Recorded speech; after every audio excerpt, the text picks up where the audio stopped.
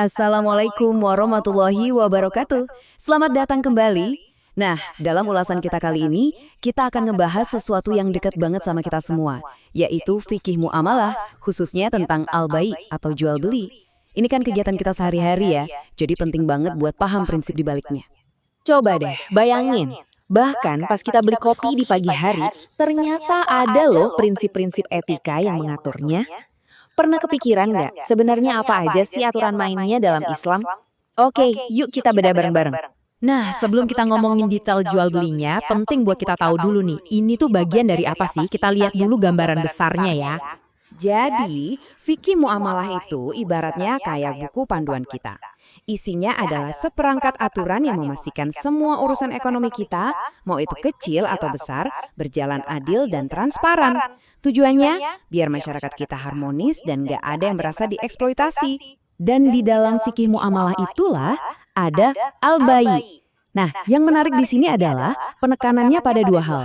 Persetujuan bersama dan tanpa paksaan. Inilah inti dari transaksi yang sehat. Dua-duanya harus sama-sama redo dan merasa diuntungkan. Sekarang pertanyaannya, semua aturan ini datang dari mana sih? Yuk kita lihat sumber utamanya yang ngebolehin sekaligus ngatur perdagangan dalam Islam. Nah ini dia ayat yang super jelas dari surah Al-Baqarah ini yang jadi fondasi buat semua aktivitas dagang kita. Ini tuh ibaratnya lampu hijau langsung dari Allah untuk kita berdagang secara sah dan adil. Jadi poin utamanya simpel sebetulnya. Dagang itu sangat dianjurkan, tapi ada batasannya.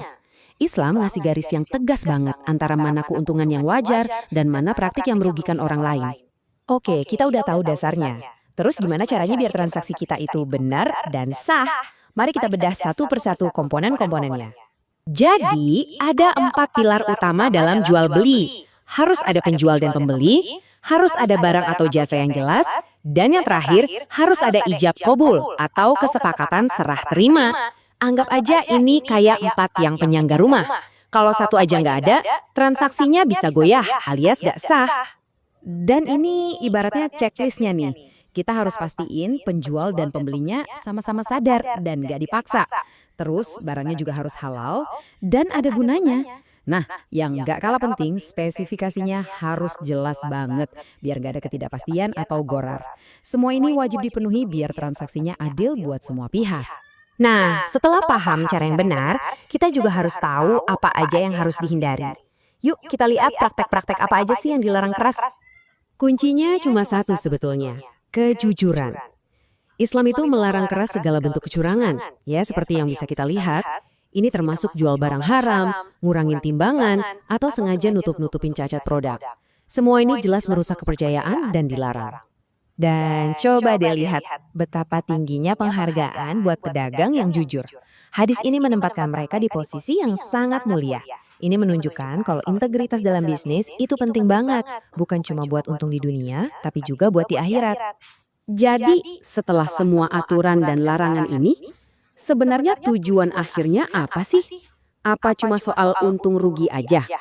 Nah, inilah puncaknya. Seluruh sistem ini tuh dirancang bukan cuma buat ngejar profit, tapi untuk memastikan setiap rupiah yang kita dapat itu membawa keberkahan dan diridhoi oleh Allah.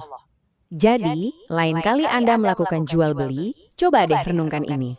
Dengan menerapkan prinsip jujur dan adil, setiap transaksi kita bukan lagi sekedar tukar-menukar uang, tapi bisa jadi sebuah amalan yang bernilai ibadah.